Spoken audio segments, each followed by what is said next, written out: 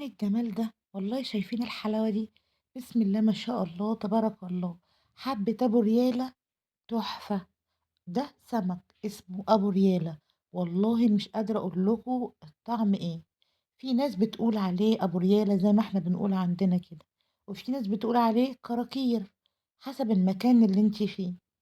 انت هتشوفي السمك وهو ني دلوقتي وهتعرفي وانتوا عندكم ممكن تكونوا بتسميه ايه، بس احنا عندنا بنقول عليه ابو ريال.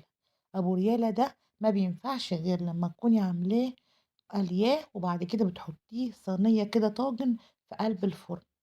بصي بقى هنا انا بدأت ان انا اعمل له الدقة الحلوة بتاعته، قرن شطة حامي على تومية حلوة، وبدأت ان انا ادقها يعني كده ضربا مبرحا زي ما بيقولوا، وبعدين مع طبعا ليمونة وحبة خل، لو مفيش خل فيه ليمون بس كفاية، مع حبة كمون كده لأن أبو ريالة بيحب الكمون. تمام.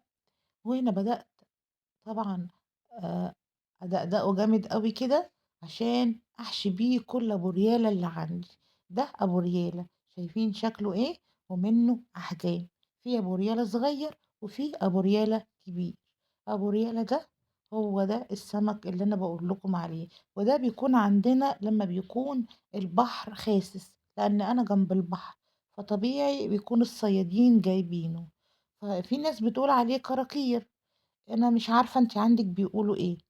هو السمك اللي قدامِك ده وفي منه أحجام، وساعات الأحجام بتاعته بتبقى أصغر من كده، وفي منه أحجام بيبقى أكبر شوية من كده، لكن أكبر حجم اللي هو مثلًا قد كف الإيد كده مش أكتر، هو ما بيكبرش عن كده. وبتلاقي السمكة بتاعته الفترة دي مبطرخة وجميلة، لأن ده الموسم بتاعها. إحنا عندنا موسم الجفاف اليومين دول والسمك رخيص جدًا. يعني السمكية أبو ريالة دي المفروض في الأيام العادية إحنا بنجيبها ب120 جنيه. في الأوقات الجفاف بتاع البحر لأن السمك بيبقى كتير، إحنا صراحةً بنجيبها ب40 جنيه و45 جنيه. فبتبقى فرصة بالنسبة لنا إن إحنا ناكل سمك بقى، وكمان جاي مناسبته مع رمضان الشهر الكريم داخل علينا، فقُلنا خلاص. أول ما ندهت عليَّ قُلت لها يالّا، قالت لي معايا أبو ريالة، قُلت لها تمام هاخد منِّك. فمش كل بلد حسب ما هي بيتقال عندها. قولي لي أنتِ عندِك بيقولوا عليه إيه؟ لأن هو ليه كذا اسم. إحنا عندنا بنقول عليه أبو ريالة، وفي ناس بتقول عليه كراكير، وفي ناس بتقول عليه زقازيق. مش كل الناس اللي هي يعني مش كل واحد حسب ما هو بيتقال عنه. أنا هنا بعد ما توّمته حلو أوي لأنه بيحب الكمون زي ما أنا قُلت لكم، بابدأ إن أنا أقليه كده وأطلّعه. هو بيزهق شوية صراحة لأن هو آمم، عارفين أنتم اللي هو مثلًا بيبقى صغير كده وتنضيفه بيبقى فيه شوكتين كده صعبين من الجناب، أمّا جسمه ما بيبقاش فيه سَفة خالص. السَفة ده يعني شوك صغير، بس بنقوله بلغوتنا يعني. بس والله الطعم فظيع وجسمه بيبقى نضيف جدًا عن البلطي والقراميط والكلام ده كله، لحمه بيبقى نضيف.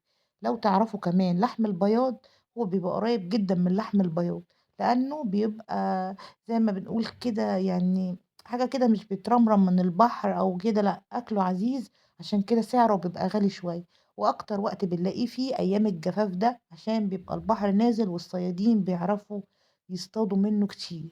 عشان هنا بتبقى أيام الموسم بتاعنا ده، هو ده اللي بنقدر إن إحنا ناكل أبو ريالة ده كتير، وبحيث معلش الاسم مش حلو شوية، بس هو إحنا بنقول عليه عندنا كده. وليه أنتم بتقولوا عليه أبو ريالة؟ هاقول لكم ليه. لأن هو بتلاقيه مزفلط كده زي ما تكون معاكِ ممبار كده، وبتلاقيه بيبقى عليه سائل كده، بتحسي إن أنتِ أمّا بتنضفيه حلو بملح وليمون كده، لأن هو بيبقى عليه سائل كده غريب شوية، فهو عشان كده إحنا سميناه أبو ريالة.